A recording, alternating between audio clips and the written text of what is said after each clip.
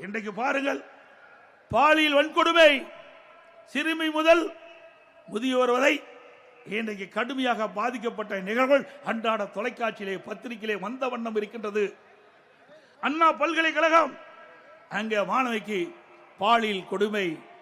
இன்று வரை அந்த யார் அந்த சார் கண்டுபிடிக்க முடியவில்லை. இந்த அரசாங்கத்தால் திட்டமிட்டு அவர்கள் பொய்யான ஒரு தோற்றத்தை ஏற்படுத்தி அதை மூடி ஆதரவால் மலரும். இதில் யாரெல்லாம் ஈடுபட்டார்களோ அவர் மீது உரிய நடவடிக்கை எடுக்கப்படும். அதேபோல கோவை கல்லூரி மாணவி இன்றைக்கு பாலியல் துன்பத்திற்கு ஆளாகப்பட்டார்.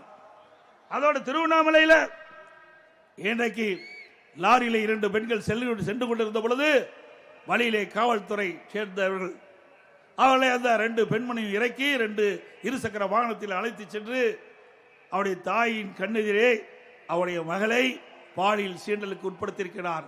இப்படிப்பட்ட கொடுமையான ஆட்சி தேவையா? அதே போல சென்னை விருகம்பாக்கம் பெண் காவலருக்கு திருமதி கனிமொழி எம்பி அவர்கள் பொதுக்கூட்டத்திலே பாதுகாப்புக்கு சென்ற அந்த காலகட்டத்திலே சிலர் அவருக்கு பாலியல் சீண்டல் ஏற்படுத்தினார். இப்படிப்பட்ட அவல நிலை தான் இந்த ஆட்சியிலே நடைபெற்றுக் கொண்டிருக்கிறது. அதோடு அண்ணா நகர் சிறுமி பாலியல் கொடுமை, அந்த பாலியல் கொடுமையின் மூலமாக இந்த அரசு சரியான நடவடிக்கை எடுக்காத காரணத்தினாலே இன்றைக்கு உயர்நீதிமன்றம் சிபிஐ விசாரிக்க வேண்டும் என்று தீர்ப்பளித்த பிறகு அதை எதிர்த்து உச்ச நீதிமன்றம் போன அரசுதான் விடியா திமுக அரசு. உங்களுக்கு யார் விசாரித்தால் என்ன? பாதிக்கப்பட்டவர்களுக்கு நியாயம் கிடைக்க வேண்டும். அதுதான் ஒரு நியாயமான அரசாங்கம் செய்ய வேண்டிய கடமை.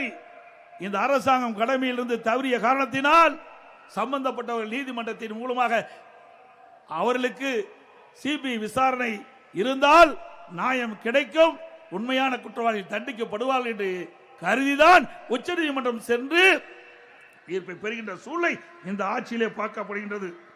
அதே போல அரக்கோணம் திமுக நிர்வாகி தெய்வ செயல் பெண்களை மானபங்கம் படுத்திய கொடுமை எல்லா வலைதளங்களிலும் பார்த்தோம். இந்த மாவட்டத்தில் இருக்கின்ற முன்னாள் மந்திரி பொன்முடி, உங்களுக்கு நல்லா தெரியும், இவர்கள் கட்டணமில்லா பேருந்து பெண்களுக்கு என்று அறிவித்து விட்டு அமைச்சர் மேடையிலே கிண்டலா பேசுகிறார். பெண்களை பார்த்து ஓர்சி பஸ், எவ்வளவு அவமானப்படுத்துகிறார் பெண்களை. சிந்தித்து பாருங்கள். ஒரு அரசாங்கத்தில் அங்கம் வைக்கின்ற அமைச்சர் இப்படி பெண்களை இழிவாக பேசினால் இது இந்த அரசாங்கம் தூய்மையான அரசாங்கமா? மக்களை மதிக்கின்ற அரசாங்கமா? பெண்களை மதிக்கின்ற அரசாங்கமா? அதோடு சமூகத்துறை அமைச்சர் தூத்துக்குடி விழாவிலே ஒரு நிகழ்ச்சியிலே பேசுகிறார்.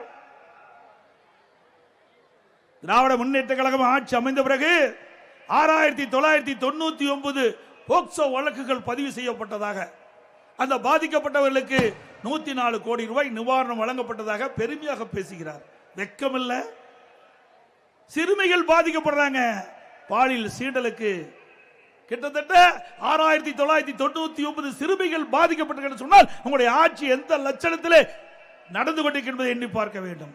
சட்ட ஒழுங்கு எவ்வளவு மோசமாக தமிழகத்திலே நிலவுகிறது என்பதை நாம் எண்ணி பார்க்க வேண்டும்.